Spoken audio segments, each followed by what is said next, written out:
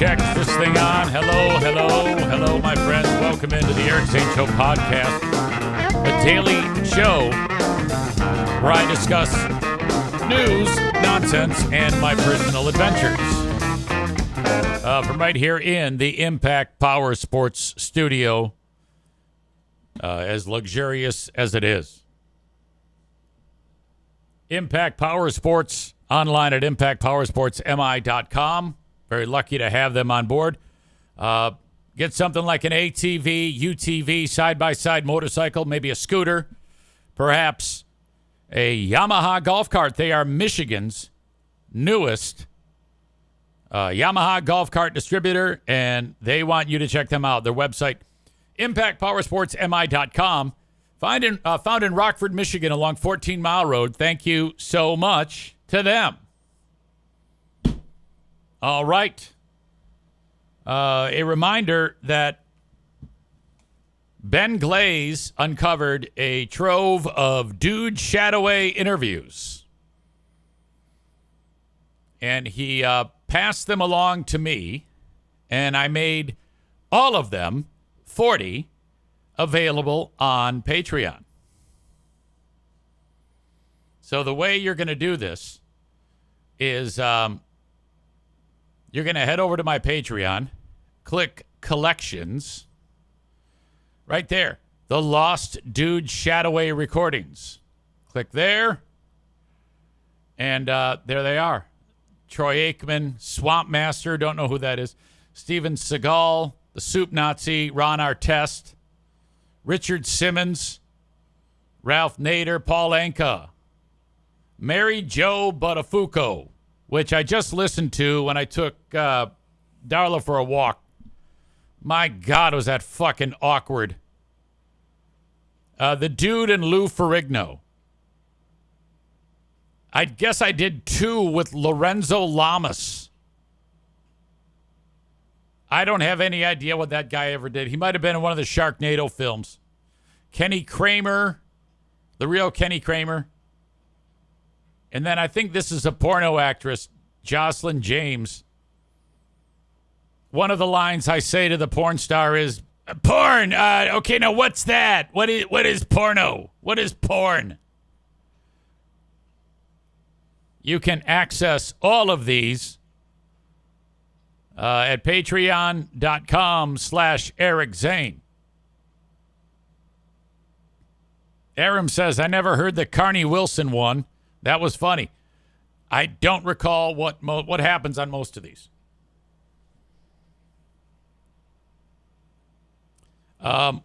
So what you do is you go to patreon.com/Eric Zane, and you can get all this for free. I don't care. I still have the 7-day free trial.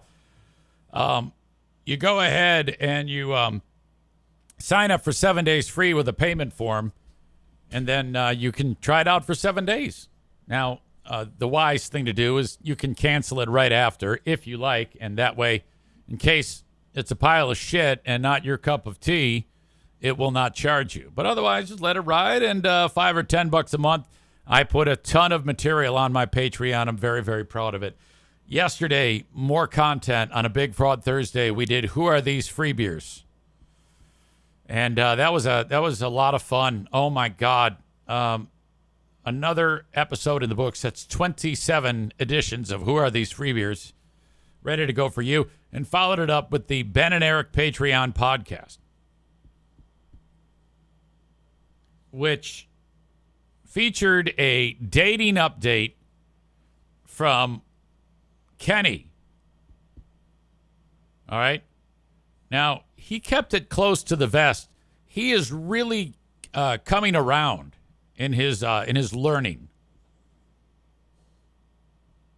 Because, in particular, in the past, Kenny would have a tendency to, let's say someone on the dating app said hello to him. He would rush over here and say, oh my God, I'm in love. I'm going to get married.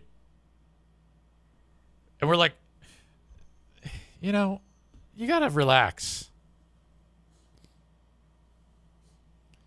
So I think he's figured that out. So he's like, yeah, man, he's just playing it cool. He's like, yeah, man, we're just going out for coffee. First date Saturday. I wouldn't even call it a date. We're just getting together, getting to know each other. And I'm like, yes, this is good. This is good. You're learning that subtlety is key. I mean, I don't date. You'd have to go back to, 1988. And, but I would guess that if I were ever dating, don't show all your cards, Nick describes it as all messages are on one side. Yeah, you gotta, it's kind of like when you're fishing, if you get a little nibble, you don't yank the pole like an asshole. You got to kind of like let it, wait for it to take the big bite before you, land the fish. That's a awesome fishing analogy there. Nick writes that he is, he's got a date too this weekend. Nick is also newly single. Something happened with that. I really liked her too. She was a Spitfire. I don't know. I mean, I don't want to know. Cole says, set the hook is what you're trying to say. You're exactly right. I said land the fish, which I think is also a term, but you're right. Set the hook, not land the fish. When you land the fish, can you not say land the fish at all? Is that never used? Fuck. I don't know.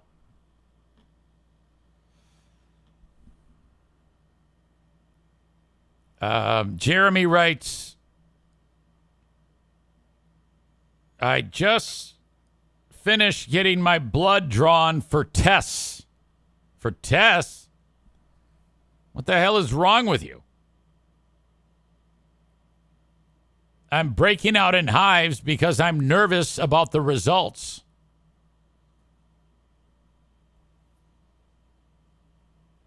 Yeah, I'm not sure what's going on. Chris says, yeah, getting dating tips from some guy, his words, who lures kids to his backyard and has them call him a pet name. Chris is suggesting that I lure children into my backyard. Lure is not at all what happens. In fact, moms approached and said, can we use your pool, you dickhead? I don't lure children into the backyard. Who am I, boring Dean? Chris says, quote, I would say, yeah, come mow my lawn, buddy. Good God. And I did not invent the pet name of Mr. Pop Pop. They did that. So there's no luring, and I did not make them call me a name.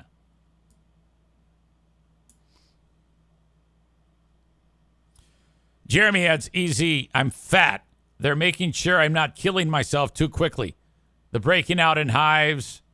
I don't know, something about it. All right, well, good.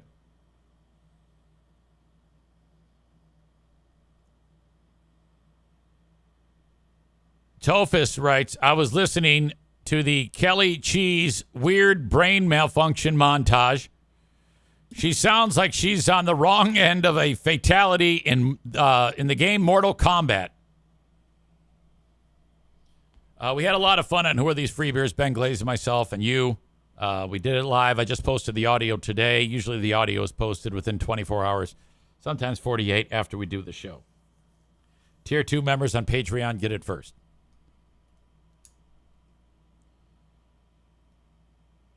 Chris says that he thinks a, quote, Mr. Pop Pop lets me swim in his pool t-shirt would do numbers on T-Public. The pool is closing down today. Jeremy out the door is making his way over here to close the pool. He was supposed to be here last Thursday. He actually was here last Thursday, but somebody, Mr. Pop Pop, did not prepare the pool to be closed. There are some things that have to be done. So Jeremy out the door, walks in the back. He takes one look at it. He goes, he's not done. He's not prepared. And he left. And then I'm like, where the fuck is he? So I called over there, and I go, hey, where are you? He says, we're not closing that pool. I go, why not? He says, because you're not prepared. I go, what are you talking about? He says, you're supposed to have the water below the jets. How long you lived there? I go, I don't know, 15 years. He goes, how many times have we done this? I don't know, 15. Yeah, you got to lower the pool level. Right. Yes, of course. Question. Why is he known as Jeremy out the door? Before I get to that story, God damn it. Jeremy writes, is what I meant to say. Quote, pool's closed, kids. How about sitting by the fireplace and getting warm? Since when am I a child molester? Dale Delivers is here. It says they don't lower the level for you. Well, it takes time to lower the level on a pool. You got to you got to put it on either backwash or rinse on the filter and turn that fucking thing on, and it sucks it out of the bottom, and it takes a little time to do that. Why would I make them stand around and wait? Hey, kids, we could do a P90X workout in my basement. Have you heard of knees over toes?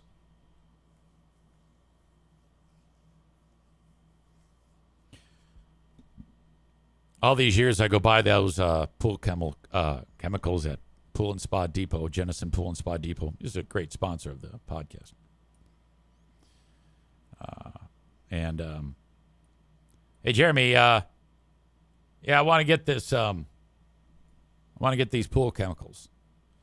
All right, that'll be $75 out the door. Every transaction is out the door. So he became known as Jeremy out the door. Tophus says, no, easy. You get the vacuum hose with the shop vac on one end and the other end of the hose in the pool.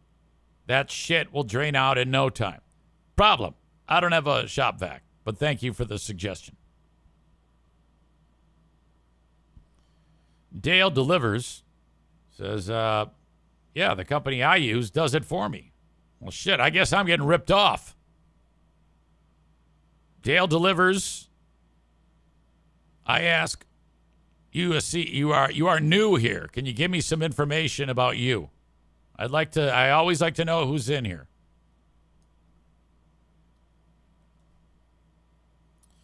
Maureen says, your child molester voice is too funny.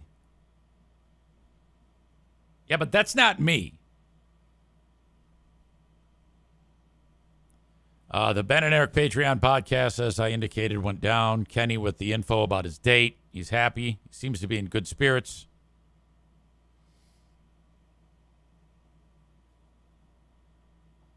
Off on the road today. It's a 3+ hour drive. Right now where I'm at, I'm, a handful of miles away from Lake Michigan.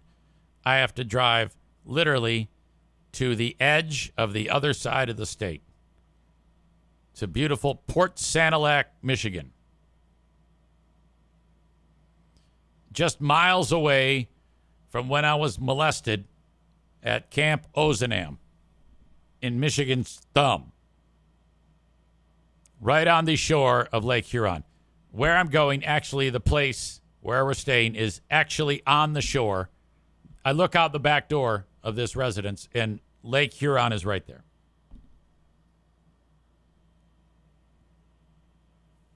I am the officiant in the wedding of my niece. Numerous attempts were made yesterday on the Ben and Eric Patreon podcast to try to get me to spill the beans of any drama that has taken place leading up to this event. And I swear to God, I'm not speaking of it. It's not my problem. I, for once, do not want to be involved. So I am laying low. It's very interesting. It's juicy as all get out. I got a text a day and a half ago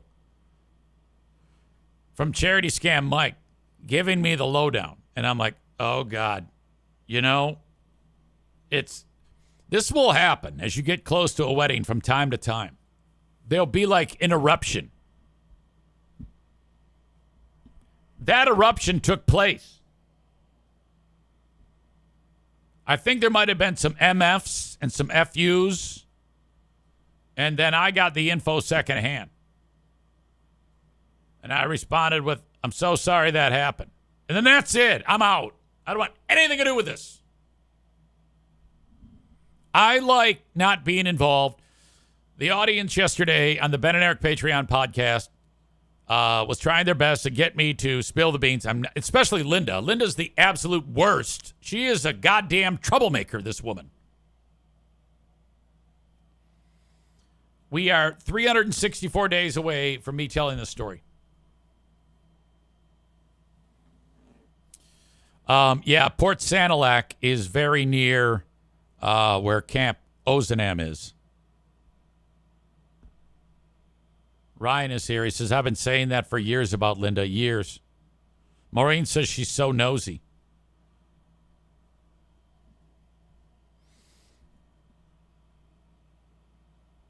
Nine-year-old Eric heads off to Camp Ozanam. Most of you have heard this story before. This came out on the radio one day. And Free Beer, the Burn King, and Chris are looking at me like, and I'm like, what? Yeah, you were molested. I was? Yes. Oh. Well, I never really looked at it that way. No, you were. That's a real point of pride that I was molested and didn't even think I was molested. I guess I was like, well, it wasn't really a big deal. I don't really care that this happened, so I'm not even going to call it a molestation. It's just a random guy touched my penis. But I guess to the letter of the law, EZ was molested. Now, that I'm a grown man, obviously, an old man, most would say, I think that I was being groomed. I think we were on the early stages of the molesting. And had this gone on longer, who knows where this could have gone.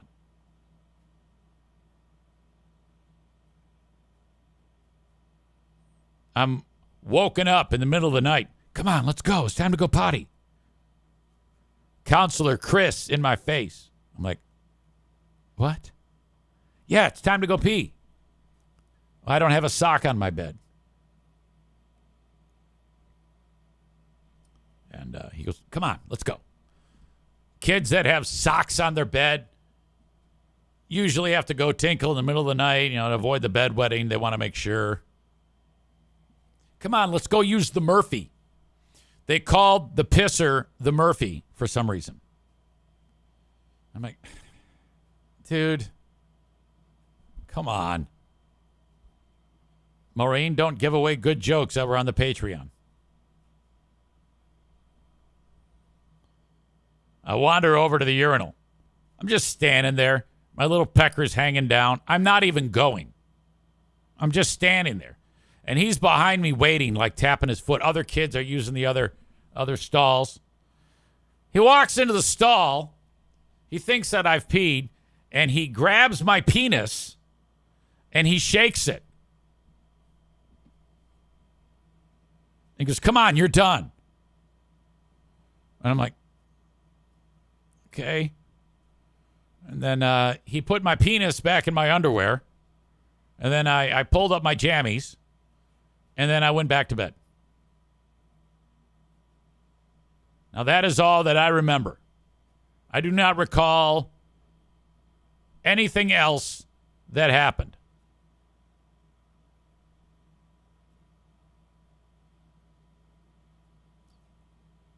I remember I told my brother, I go, hey, what? Yeah, that guy touched my dick. What? Jim was older than me. Let's see, I was 9. He was 13. We got home. My mom and me, and like my mom had had a lot of like her religious leader was our priest at the time at St. Martin's, Father Hall. And Father Hall was the one who suggested that my mom send me to the camp because she needed a break, divorcee, and give her time to decompress. Two a teenage kid and a grade school son, still very raw and emotional. Give mom a couple of weeks off. He recommended that Jim and I go to the camp, which is supported by Catholic organization St. Vincent de Paul Society. So go to the fucking camp. Well, next thing you know, I'm getting my ding dong touched. I tell my mom, I go, Ma, this guy touched my pecker. Okay, let's go tell Father Hall. Sit down, tell Father Hall, and then tell my mom. My mom's there too. And then that was the last I heard of it. I don't know. I don't have anything at all about what happened.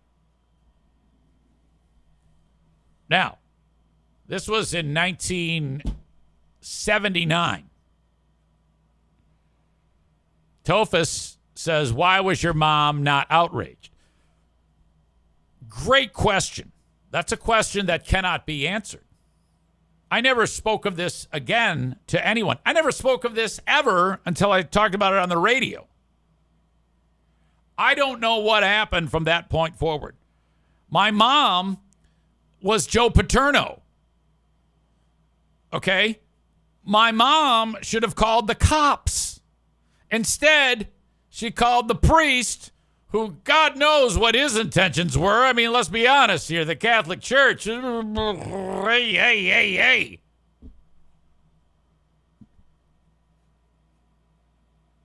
So I don't know anything about anyone. Now, I looked the guy up who touched my ding-dong, and I have never been able to locate him. I've searched databases. I've searched, what do you call it, arrest records. I've searched, just as good as I can. I'm guessing he would be about 80 years old right now. But no, that was it. I got nothing more on this story. Adam Balboa, who is in here, the world's biggest Sylvester Stallone fan, says, I just sent you a picture. Now, I don't know if he emailed it or he texted it. Oh, he did email it. And, yeah, I don't know if I can show this picture because I'm pretty sure that this is not the guy. It looks to be a picture of someone who is known as Boring Dean. No, the timeline does not match up. You disgusting fool.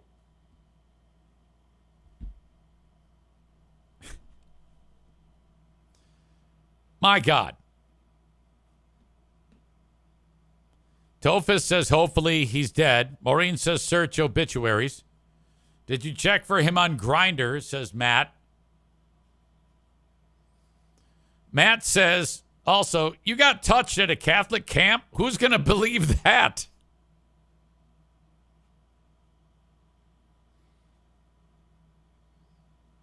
Tophus says, that's a great question. Why was your mom not outraged? I don't know.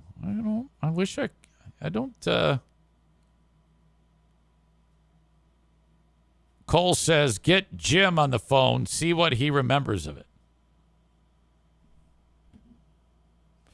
I don't think Jim likes surprises like this. I don't know if Jim would be comfortable of me even talking about this in any way. Corey asks, did your dad know? I do not remember.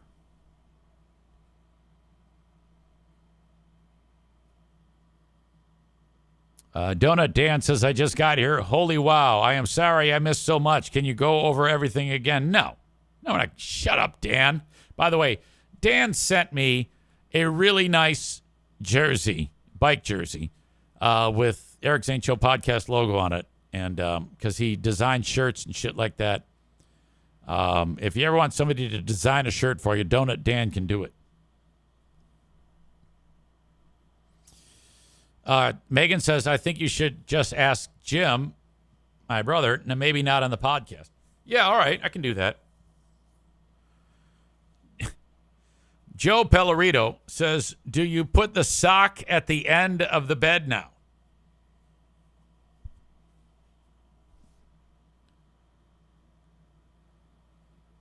Always worth going back in time and telling these golden oldie stories. But I'll never forget when it came out on the air, and I spoke of it as if it was no big deal. And I don't know, maybe because he just touched me. He didn't, crank my dick at all or anything like that. When I told that story, I remember the look at it, just sheer, unbelievable look on their face of like, what? Huh? And then I went, uh-oh. I think they think that I was molested. Was I molested? Yeah. Uh-oh. Oh, God. All right. Well, that's a hell of a way to start the show. Not sure how we got onto that topic. Probably because, I remember, Port Sanilac. It's not far from beautiful Camp Ozanam. Camp Ozanam, Michigan. Carsonville, Michigan. Aha. Yes. You know what? That was one of the things about Camp Ozanam that I also haven't really touched on is that was my first interaction. I might have mentioned this recently. I can't remember. That was my first interaction with black people. And as I was driving, most of the kids that were at the camp were black. There was very few white people there. And it was a lot, most everyone it was paid for by St. Vincent de Paul Society. It was for underprivileged people. My mom didn't have any money, and so this was cool. She could get me out of her hair. And I remember 9-year-old me pulling up, and I had never interacted with a black person in my life. But I did have 9 years of local racism. Again, this is the 70s. So I had already a preconceived notion about black people. Now, it's not like I walked around like some of the MAGA scumbags that live around me now, throwing the N-word out there. Instead, though, I was scared. And I remember the bus drives up. Actually, the bus had mostly black kids on it, and so I was fucking petrified. And then I get there, and I'm like, oh, God, I hope there's some white people. And it's all black people. I mean, it looks like the set of the movie Roots when they're making the film. I'm like, oh, my God. And these are, like, super black people. Like, they weren't just light brown. They were black as hell. So I'm like, oh, my God. And I get out and of the bus, and I think they had a preconceived notion about me, too. And so there was no talking. You didn't talk to the black people. The black kids didn't talk to you. And I'll be goddamned if at the end of that 2 weeks, we were all pals. It was so fucking fun. Outside, I mean, even the molestation wasn't that bad. I give it 9 out of 10 stars. I would say that it would have been 10 out of 10, the experience. I mean, even at the time, it was 10 out of 10 because I didn't think it was a big deal that my pecker got touched. And I still kind of don't. So, aside from that, 9 out of 10 stars. It'd be 10 out of 10 stars. Made all sorts of black friends. And I was like, man, these black people aren't bad. And the other problem is when you took a dump, they didn't have any doors on the stalls. It's like, God damn it, this is terrible. For some reason, they wouldn't have any doors on there. IMKO says 9 out of 10 molestation experience would have been 10 if he would have finished me. So you're suggesting there that I would have given it 10 out of 10 if 9-year-old Eric would have orgasmed. Is that's what you're telling me?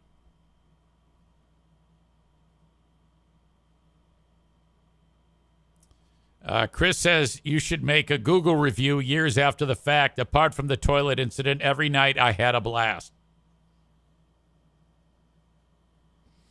Cole writes, come for the molestation, stay for the blacks. Yeah, those are your words. I got in big trouble for saying the blacks. And so I'm not saying the blacks anymore because Rebecca suggested that I sound racist when I do that. So I have replaced that term with black people or African American people out of respect for her beloved husband, Kevin. Kevin? Is it Kevin? Is it Kevin or Kenny? I think it's Kevin. It is Kevin.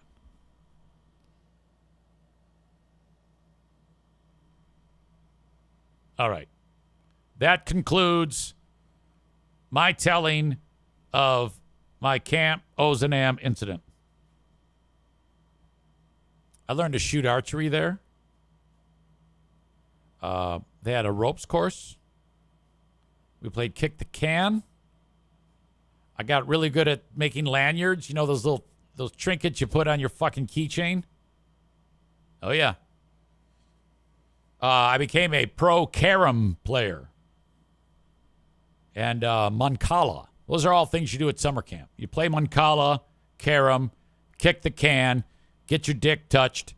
Black people become friends, and then you go home.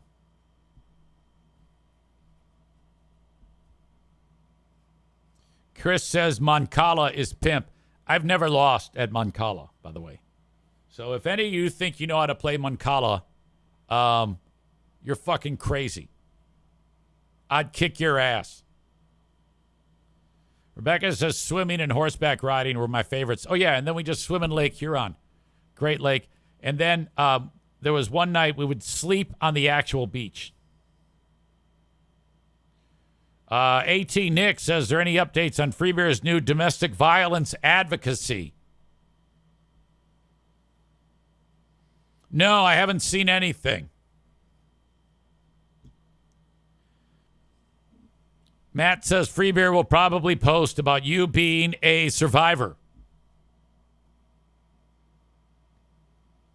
In fact, I should probably focus on that a little bit. Out of the blue yesterday, the Burn King. Here you go. He posted this.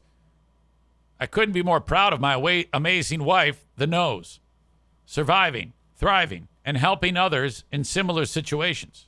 So there's some meme from Domestic Violence Awareness.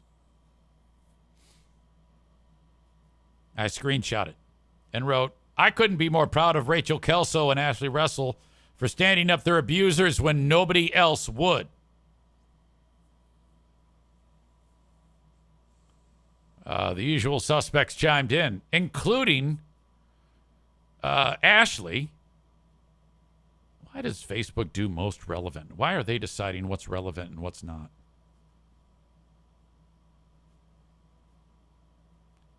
She wrote, I wonder if Greg wishes he would have done things differently now with his newfound stance and knowledge. Oh, boy.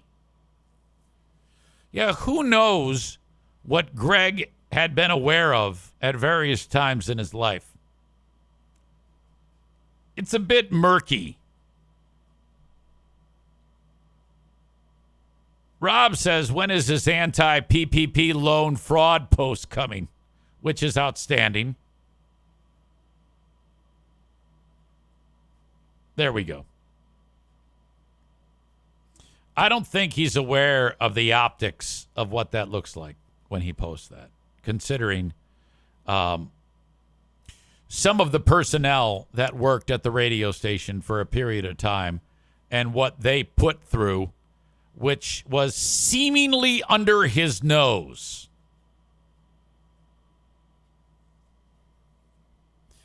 You're either oblivious and stupid or complicit.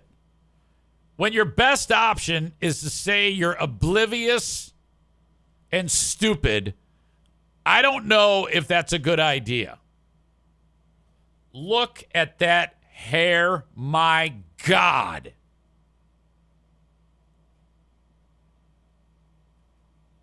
Somebody needs to intervene. Issue a code red like Private Pile. Strap him down to the bed and just shave that fucking mop. Ugh.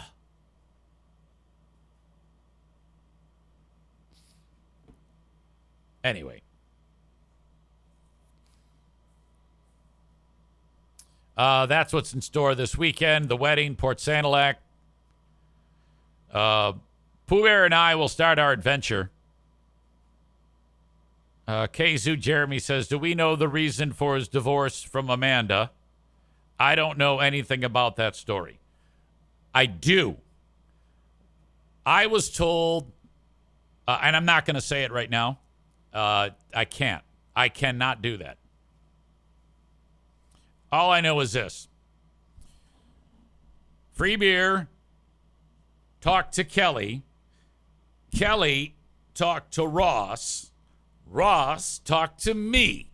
So I am getting this. Okay, Greg would be first hand. Kelly is second hand. Ross would be third hand. What I heard was third hand information. Do I believe it? Yes. Will I speak of it? No. I wouldn't want anything to befall Greg's ex, who is like salt of the earth. She is an absolute goddess, in my opinion. So I'm not saying shit. Tight as a drum. Zip my lip. And I only discuss things with you that, honestly, Ross says, hey, you can talk about this. Because I don't want to betray him. I don't want him to think that I am betraying him. I like that guy. Nice dude. Just talked with him 2 days ago. And I even had the moment where I said, hey, dude, I am asking for permission to speak freely about a topic. Do you mind? He said, not at all. I said, okay. And then I shared something with him. And he agreed. You're like, easy, quit blue balling us, goddammit. This is gossip and it's juicy as fuck. You got to give it to us. Fuck you. Steel trap.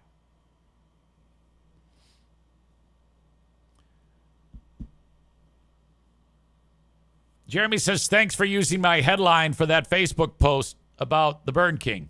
Well, about thinking of Rachel and Ashley. No, that was good. You wrote that well. Jeremy says, I've never heard anything but great things about Amanda. I just want to make sure it wasn't domestic abuse or child neglect or anything bad like that. No way. If there was anything sideways, we riot at night for Amanda. No, nothing like that.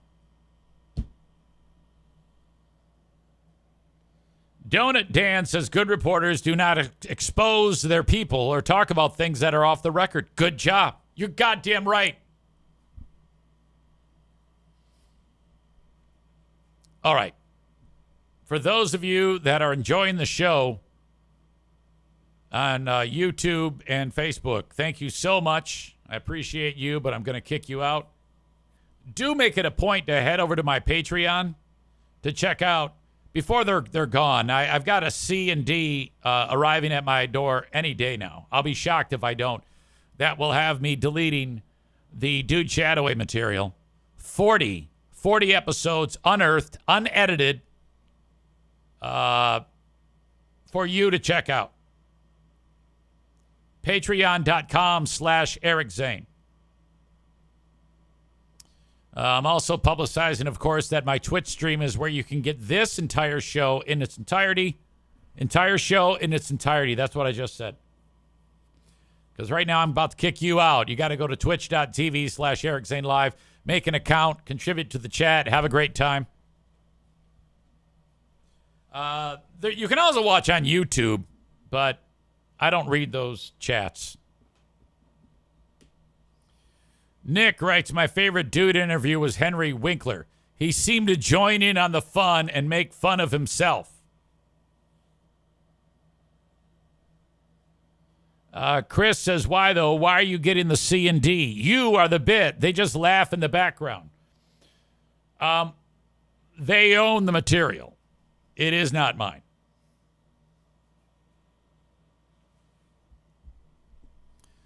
All right. And this podcast that I'm doing right now, the audio of it is available, the audio, wherever you download shows. So subscribe, rate, and review. And have a great time with that. Thank you. All right.